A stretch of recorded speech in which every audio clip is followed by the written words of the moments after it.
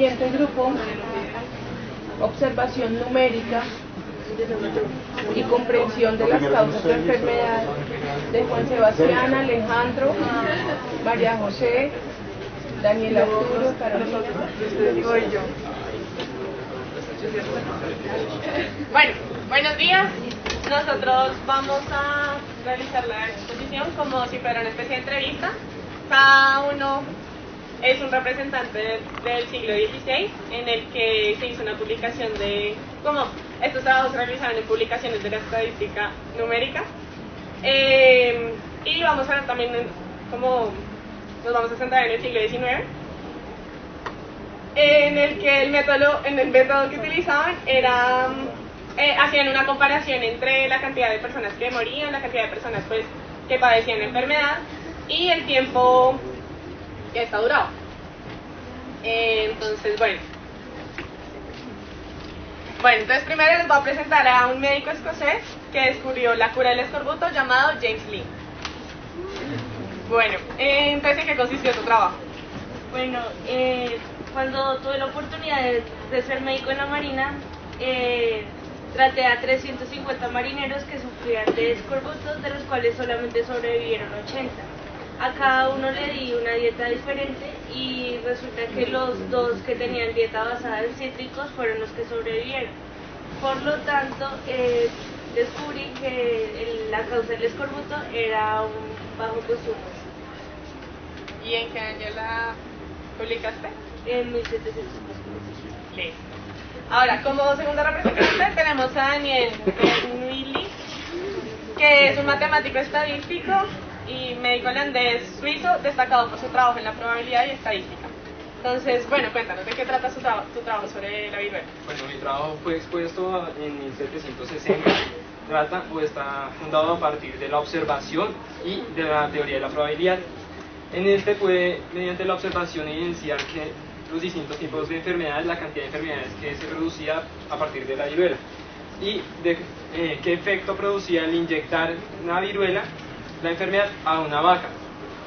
Dándome cuenta por diferentes experimentos, llegué a ver que los anticuerpos de las vacas evitaban que el virus se propagara a los distintos órganos y así poder evitar la muerte. También pude evidenciar que las ordeñadoras de las vacas tenían una piel muy tersa y muy suave. ¿Qué significaba esto? Pues era muy difícil conseguir eso en mi época debido a que la gente tenía síntomas, la mayoría de la gente síntomas de viruela, así sean de arrugas. Y entonces pude evidenciar con conclusión de que la gente que está con las vacas pues no tenían esta enfermedad. ¿Y qué ventajas tiene tu trabajo acerca de la observación de la estadística? Bueno, yo me basé más que todo en la observación y en la teoría de la probabilidad, como he mencionado antes. Esta teoría se basa en evidenciar por distintos ejemplos el mismo proceso, pero puede llegar a tener distintos resultados. Ante esos distintos resultados puedo sacar la mayoría. En este caso fue que la mayoría de las personas que estaban en contacto con la vaca pues no tenían la enfermedad. Por lo tanto pude llegar a concluir de que si uno está en constante acercamiento a las vacas, pues puede evitar estas enfermedades. Bueno, gracias. Ahora a continuación tenemos al francés Duvillard de Dudran y que nos va a contar acerca de el trabajo central del tema. Bueno, mi trabajo fue acerca de la práctica de la inmunización, específicamente en las consecuencias que tenía esta práctica preventiva en la longevidad y en la esperanza de vida de los franceses. Creo que mi trabajo es muy importante porque en la época en que lo publiqué, que fue en el año 1807, todos los datos que se obtenían eran documentados y todo se hacía por la observación y no por las estadísticas, como se hace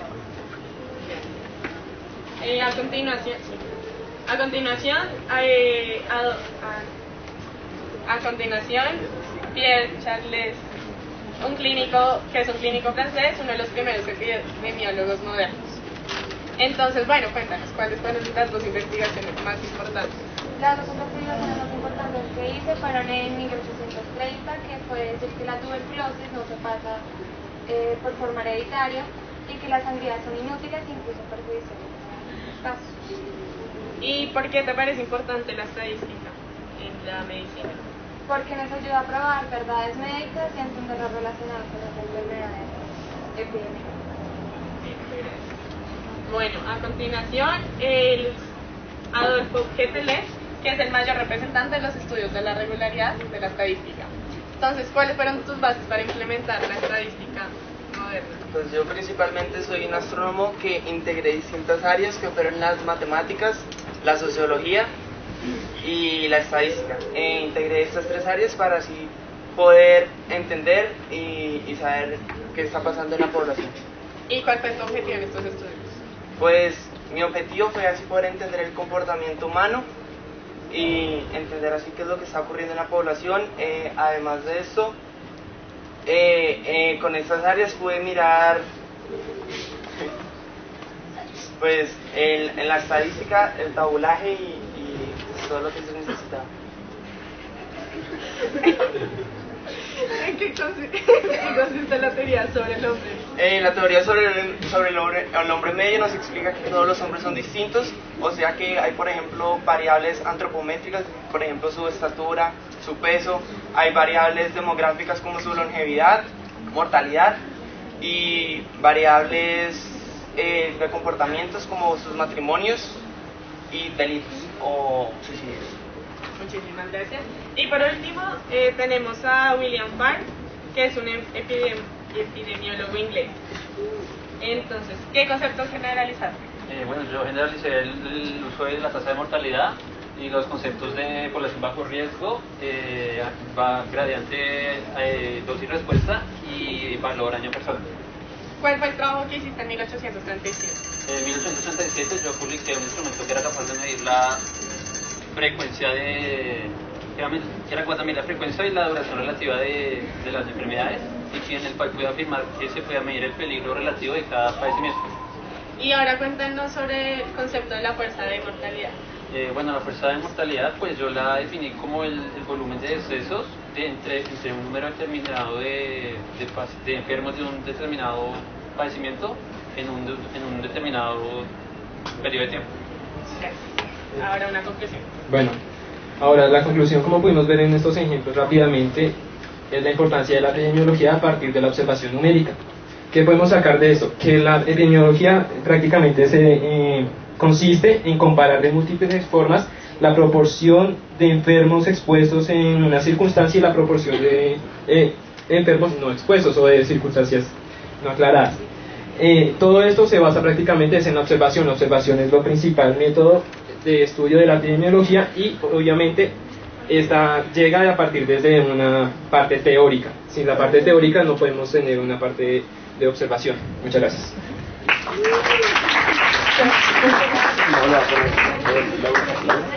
Muy bien, gracias. El siguiente grupo, la aparición de... Bueno, pues nosotros les vamos a hablar sobre la observación numérica y cómo esto afecta para comprender las causas de la enfermedad. Entonces, pues nosotros hicimos un video, espero que lo disfruten.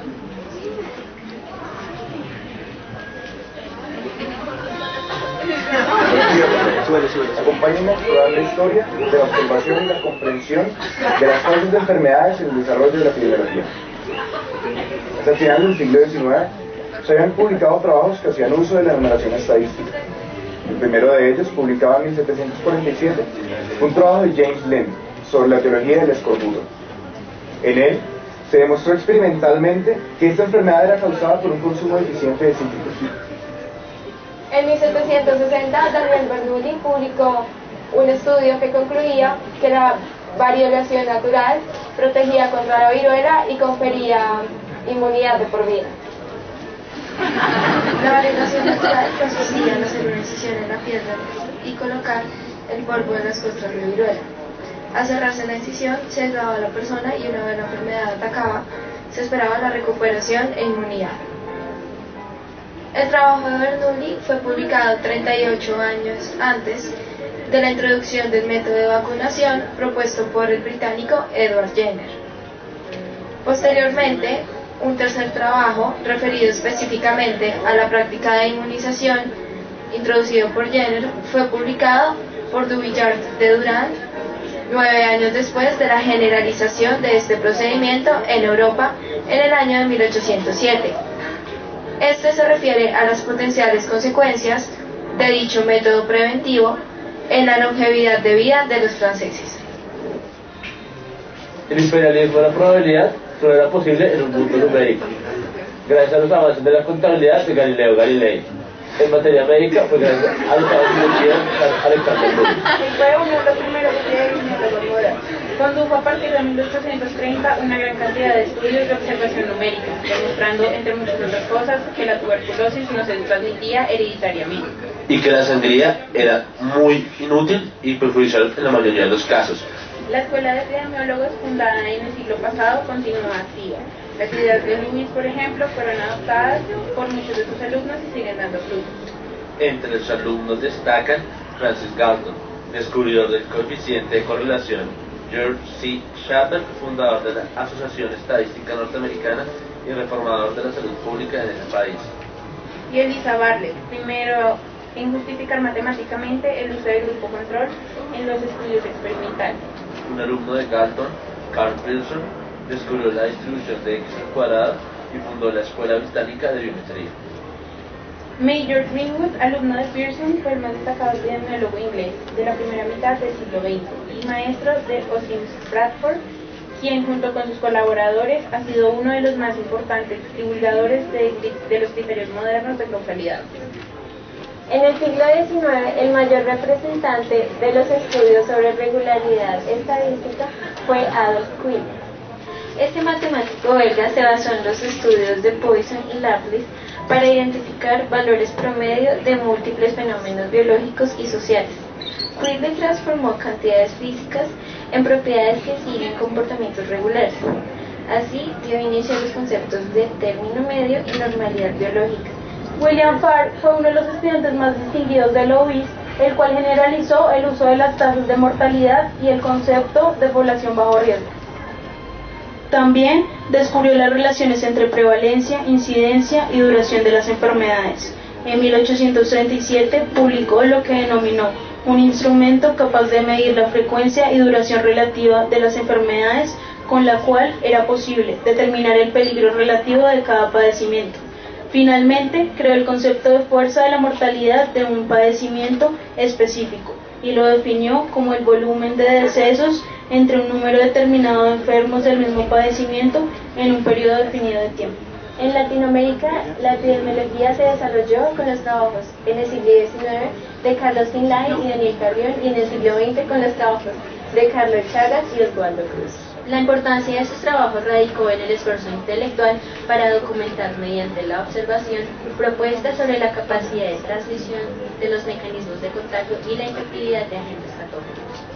Utilizaron métodos para demostrar la transmisibilidad y contagiosidad de estas enfermedades, comparando enfermos expuestos a las circunstancias con enfermos no expuestos a estas. En nuestro continente se destacaron inicialmente Edward Jarvis, William Welch, Joseph Goldberg, Wade Hampton Frost, Edgar Seidenstreicher y Kenneth Maxwell. Más recientemente, ambas escuelas epidemiológicas han dado nombres de la talla de Richard Dahl, Jerome Cornfield, Alexander Landry-Meer, Brian McMahon, Nathan Mansell, William Hansel, Abraham Linefield, Thomas McNeil, Milton Terrace, Carol Buck, Mervyn Susser, Sanders Greenland, Ollie Mason, David Greenbaum y Kenneth Rothman.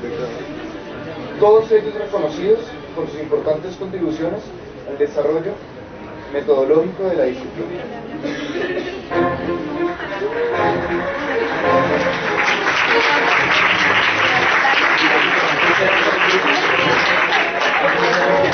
El grupo 4, distribución y frecuencia de las condiciones de salud: Valentina, Rodrigo, Jorge Andrés, Mateo, Sonia, Leire, Andrés Felipe y Andrés. Hola, nosotros les vamos a hablar de distribución y frecuencia de las condiciones de salud. Es un cuento. Érase una vez, entre 1872 y 1880, un afamado científico quien definió la teoría del germen, que propuso que las enfermedades están causadas por organismos microscópicos.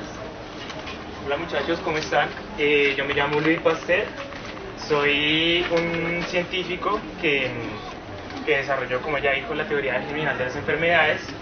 Eso lo hice experimentando con ovejas enfermas de anthrax, de las cuales extraje un cultivo de bacterias, lleno de bacterias, dejé que se multiplicaran y cuando ya vi que no quedaba ninguna de las iniciales, se lo inyecté a otra oveja. Demostré que se transmitían las enfermedades con los gérmenes porque la oveja a la que le inyecté también se enfermó. Adicional a eso también desarrollé principios de esterilización mediante mis estudios con gusanos de seda, en los cuales determiné que los que estaban aislados, o sea esterilizados, no se iban a enfermar, mientras que los que estaban en contacto con los enfermos sí se enfermaban. Adicional a eso también estudié fenómenos de fermentación y desarrollé vacunas contra la cólera aviar, el carbunco, que es el mismo anthrax, y la rabia. Después de un tiempo, la epidemiología, a raíz de esta teoría, adoptó un modelo de causalidad donde una sola causa es resultado de un solo efecto.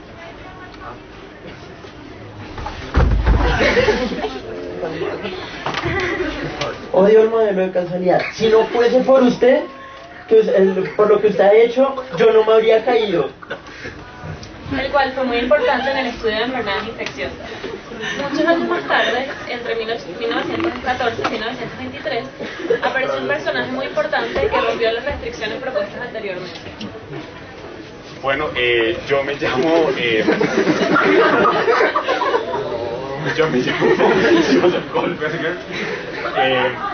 Nacido en Hungría, ¿no? Nací en Hungría por 1874. Tengo como una impresión de que moriré como en el 29 más o menos. Yo contribuí al carácter no contagioso de la pelagra.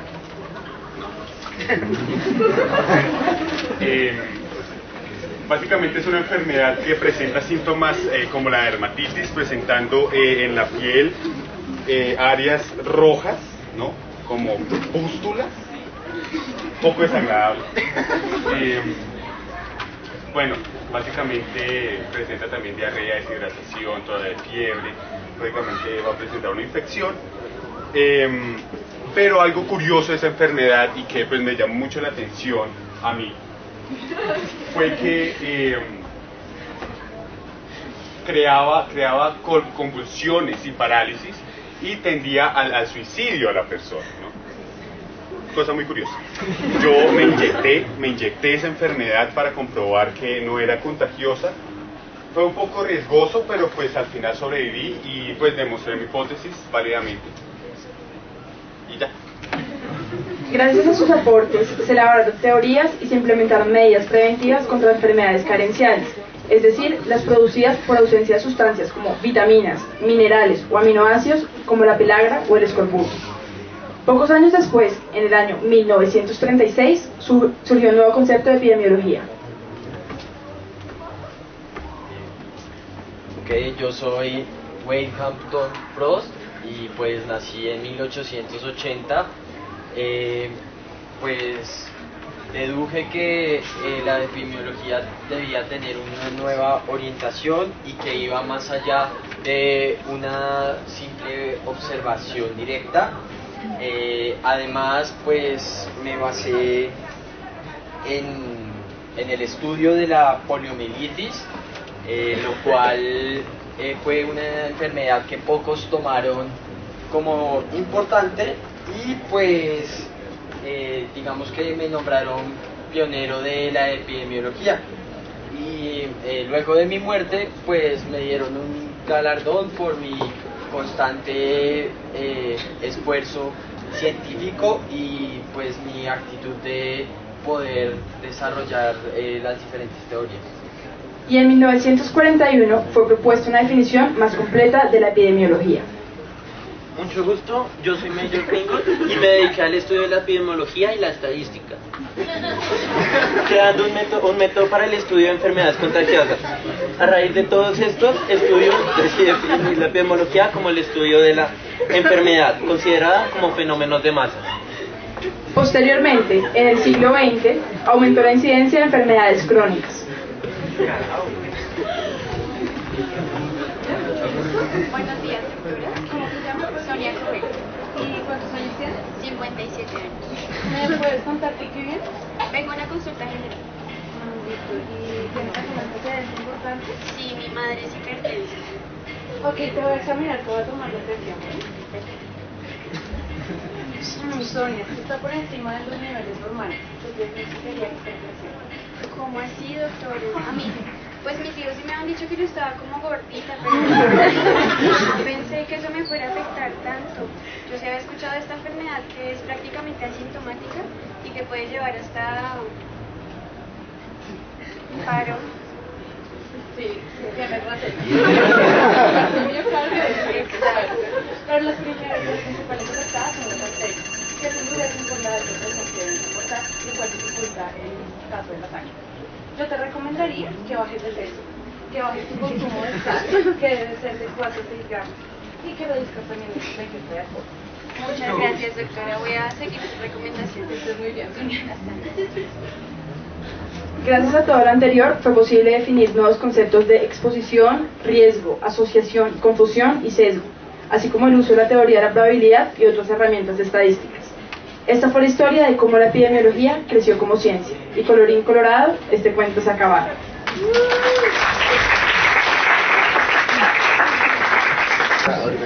Siguiente grupo: de Rafael Enrique, Jesús David, Juliana, Ángela, Andrea, Daniel.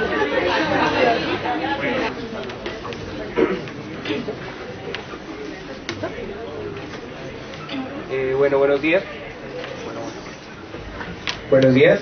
Nosotros vamos en este día a hacer una entrevista al último periódico acerca de su última publicación sobre la distribución epidemiológica.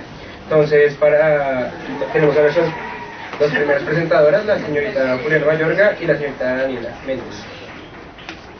Entonces, acá como podemos ver, entre 1872 y 1880, la epidemiología adopta un modelo causal. ¿Por qué? Porque se surge que de una causa va a surgir un efecto. Y en el postulado definitivo de la teoría de germen dice que de un microorganismo va a partir una patología específica.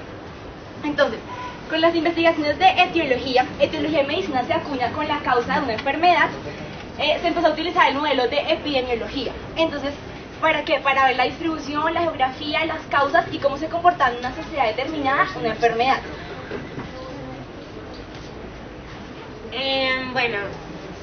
Uno de los importantes doctores que realizó estudios acerca de este tema fue Joseph Goldberger, quien fue un médico bacteriólogo de origen húngaro, pero es estadounidense, que ayudó al conocimiento del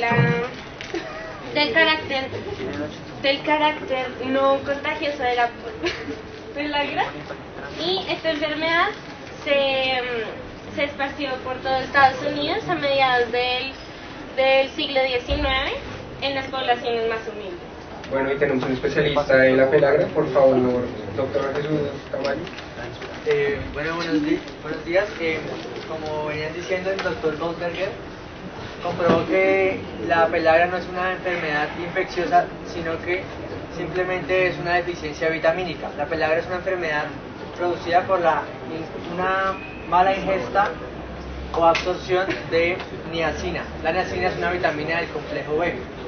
Esta enfermedad, la pellagra, se caracteriza por presentar síntomas como el delirio, diarrea, membranas mucosas inflamadas y úlceras cutáneas.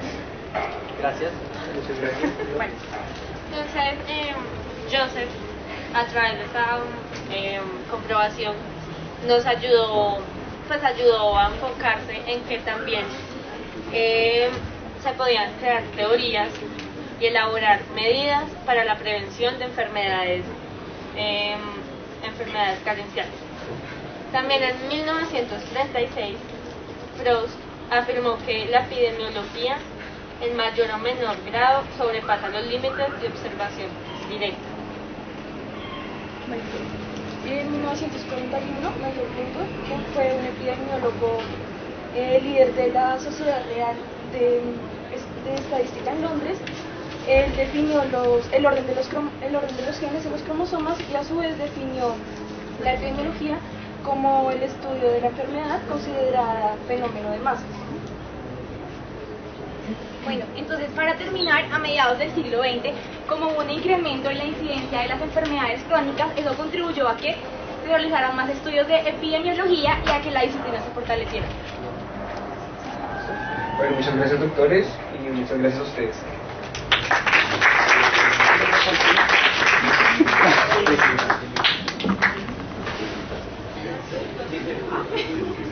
El grupo 5, paradigmas de red causal y ecoepidemiología. Están Daniela, Ana María, Diana Carolina, Jorge Eduardo, María Fernanda, Camila, Nicolás y Daniel. Bueno, nosotros vamos a hacer esto en forma de concurso. Bienvenidos a Epicerebritos. Esta es la última entrega aquí en la Universidad de Rosario, hoy marzo 4 del 2005. Tenemos a un invitado especial que es Brian McMahon y les quiero hacer una pregunta comenzando. ¿Qué es la epidemiología? Una valiente estudiante que me responda. Valiente estudiante. La epidemiología es la ciencia que se encarga de describir y explicar la dinámica de la salud poblacional, identificar los elementos que la componen y tratar de entender la fuerza que la gobierna para así desarrollar medidas que ayuden a promover y conservar la salud poblacional. Muy bien. Bueno, un aplauso para nuestro doctor invitado, Brian. ¿Cómo estás? Brian, yo quiero que me cuentes de tu vida, de tu modelo de la caja negra. Por favor, cuéntanos un poco. Claro que sí. Bueno, yo nací en Reino Unido el 23 de agosto de 1923. Soy epidemiólogo de la Escuela Pública de Salud de Harvard, pero adicionalmente estudié medicina en Estados Unidos. Cuando fui nacionalizado en 1950, pues fui a vivirme allá, pero fui nacionalizado en 1962. Mi esposa ya falleció, su nombre es Heidi Marie Graeber, en 2001. Tengo 2 hijos y 2 hijas. Soy conocido por mi trabajo epidemiológico en los campos del cáncer de pulmón y de mama y en el riesgo de cáncer y las dietas. Mi modelo de la caja negra consiste en especificar la epidemiología buscando la solución a las enfermedades de manera rápida y eficaz, pero sin adentrarme bastante en las causas. Wow. Bueno, estudiantes, quiero que alguien me responda una de las ventajas de este modelo. Allá la estudiante de los puntos blancos.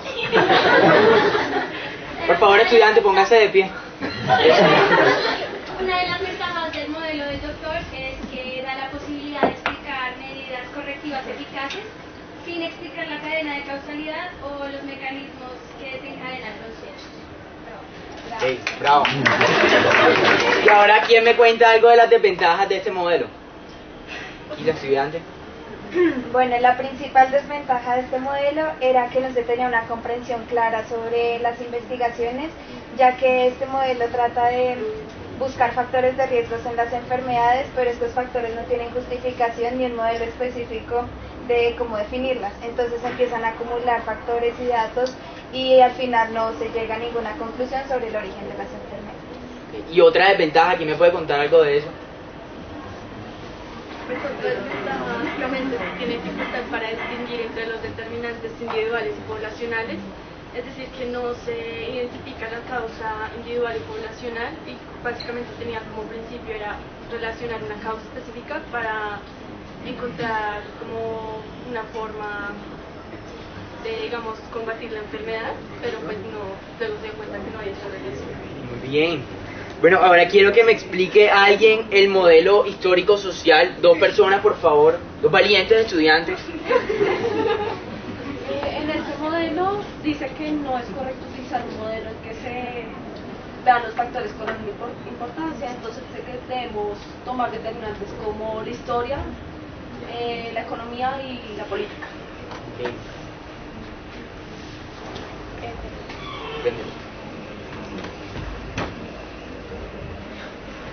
Bueno, el modelo histórico-social es un modelo que tiene 5 variables, como son el desgaste laboral, la producción individual, las clases sociales, la dimensión histórica, en fin. Lo que hacen estas variables principalmente es que le permiten a la epidemiología buscar las causas de las causas, es decir, no solamente en salud y enfermedad para buscar una solución, sino también por qué sea la enfermedad, o sea, por los determinantes sociales como la clase social, que es lo que estábamos viendo en competencias médicas, y pues a partir de ahí buscar ciertas soluciones de manera eficaz. A diferencia de la caja negra, podemos decir que la caja negra expuesta por el señor Bryan, la caja negra no mira la salud y la enfermedad más allá, sino que lo que quiere es buscar definitivamente las mejoras para pero no se basa en los determinantes sociales, históricos o en el contexto donde una persona se desarrolla. Bueno, qué buena respuesta la que han dado. De verdad, qué buena profesora la que les ha explicado el tema, que han entendido. Qué buena profesora, un aplauso a la profesora. Y pues los estudiantes que respondieron tienen una comida gratis en McDonald's. Gracias por todo.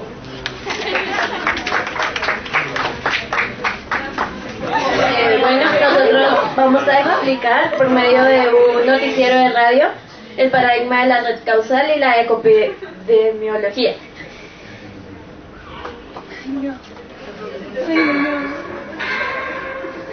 Bueno, a continuación.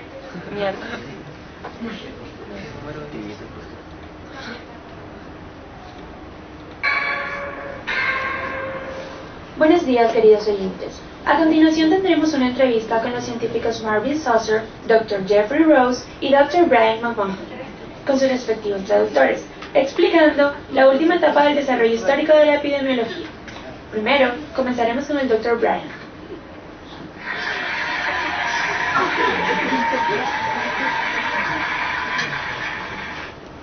Buenos días. Mariana nos colaborará con la traducción del Dr. Brian. Hábleme usted acerca de su modelo conocido como la caja negra. Bueno, el modelo de la caja negra del Dr. Bryan es una metáfora con la que se representan fenómenos cuyos procesos internos están ocultos al observador y sugiere que la epidemiología debe limitarse a la búsqueda de aquellas partes de la red en las que es posible intervenir efectivamente, rompiendo la cadena causal y haciendo innecesario conocer todos los factores intervenientes en el origen de la enfermedad. Actualmente, este es un modelo predominante de la investigación epidemiológica. Bueno, ¿y cuál es su principal ventaja? La ventaja radica en la posibilidad de aplicar medidas correctivas eficientes, aún sin aclarar completamente la cadena causal o de los mecanismos íntimos que desencadenan los eventos. ¿Y cuáles son sus principales desventajas? Bueno, la desventaja del modelo es que existe una deficiencia de comprensión de los eventos que se investigan, al no ser necesario comprender todo el proceso para adoptar medidas eficientes de control. Y hay que recordar que existe una limitación para distinguir entre los determinantes individuales y poblacionales de la enfermedad. Muchísimas gracias.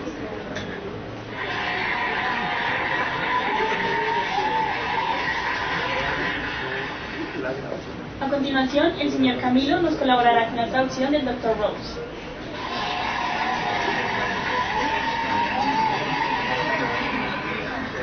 Como lo mencionaba el Dr. Bryan, el modelo de la caja negra presenta dificultades para distinguir entre las causas de los casos y las causas de las incidencias.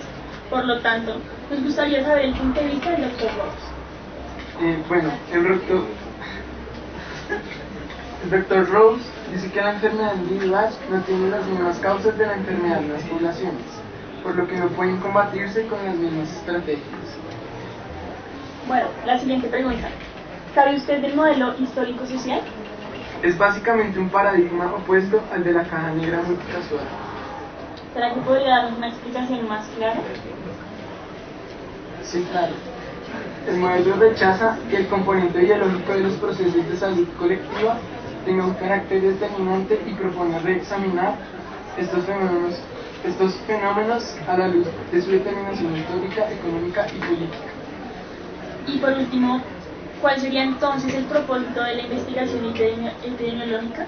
Entonces el propósito sería la explicación de la distribución desigual de las enfermedades entre las diversas clases sociales, en donde se encuentra la determinación de la salud de enfermedad. Muchas gracias.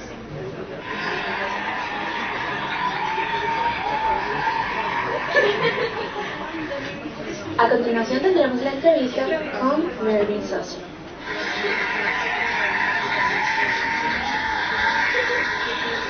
Nuestra traductora Paulina Santos nos colaborará con la traducción. Bueno, buenas tardes. Lo que propone básicamente el señor Mervyn Saucer es que los fenómenos colectivos de salud funcionan parecidos a una caja china, en donde los sistemas de determinación epidemiológica se encuentran separados y organizados jerárquicamente, de tal manera que un sistema abarca varios subsistemas compuestos a su vez por subsistemas de menor jerarquía. Esto quiere decir que afectan al subsistema correspondiente, pero nunca al sistema en su totalidad. Y es esto lo que se conoce como epidemiología. ¿Se puede decir que eso es en qué consiste el trabajo de Mervyn Saucer? ¿Es eso en lo que consiste? ¿Y la incidencia en la epidemiología? Sí, exactamente fue lo que mencioné anteriormente. Okay. Muchísimas gracias. Muchísimas gracias a usted.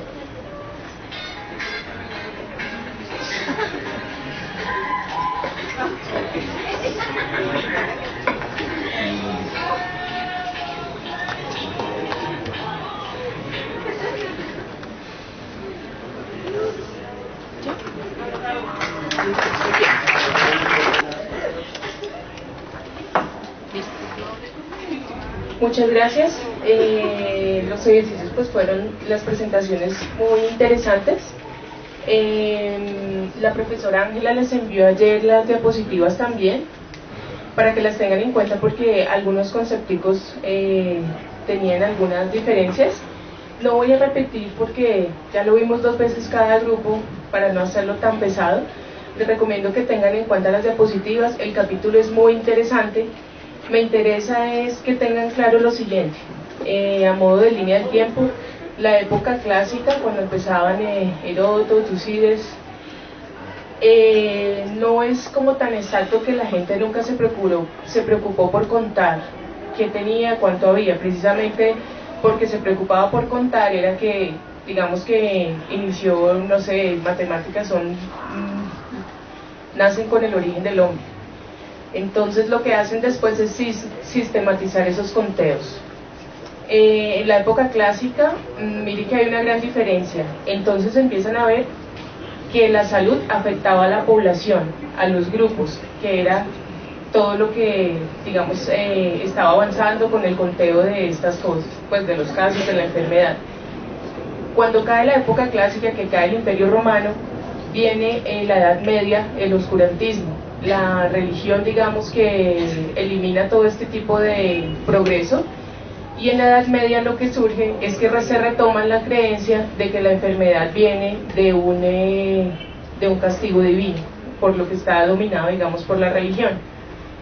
Luego ya, pues, empieza después Renacimiento, que algunos de ustedes lo decían con los franceses, y retoman nuevamente, y en esta época determinan que existe un factor causal. Así ellos no supieran, que no podían ver los microorganismos porque no habían desarrollado los microscopios, no sé qué tan compatibles fueran hasta entonces, pero empiezan a determinar que las enfermedades son causadas por algún animalito que no veían. Incluso cuando determinan la causa de estas enfermedades, el cólera y la plaga, la peste negra y todo esto, 30 años después fue que pudieron aislar los microorganismos. Recuerden lo que les decía en la segunda sesión, en la primera del método científico, todo este avance, todo este descubrimiento se basó en la observación y en la sistematización de los datos. ¿Listo? Bueno, por ahora terminamos, 10 minuticos para terminar lo siguiente. La profesora Ángela les dijo que la clase pasada que iban a presentar una rúbrica para entregar el 29 de abril. ¿Esta rúbrica qué es? Se les pide, no sé si alguien ya la ha visto, que hagan un diseño de un estudio principalmente observacional, para determinar, sí, compañeros, ya vamos a terminar, para determinar cuáles son las cuál es la prevalencia de parasitosis intestinal en mujeres embarazadas. ¿Alguien ya vio la rúbrica? No. Por favor la miran, la rúbrica de epidemiología tiene creo que 10 puntos. Existe además una explicación a esa rúbrica, que es un documento en Word donde les dice qué deben poner en cada punto. Léanla y empiecen a desarrollarla, porque van a tener dudas, y de aquí al 29, que es la fecha de entrega, 29 de abril, las vamos a ir resolviendo. ¿Qué es necesario para trabajar en la rúbrica? La primera presentación del método científico, donde se les describen los pasos del método epidemiológico. Tienen que hacer una búsqueda de literatura, determinar el título, el diseño de estudio está aclarado en la rúbrica, pero pues vayan leyendo poco a poco, porque digamos que es el ejercicio que deben desarrollar. ¿Listo? Gracias.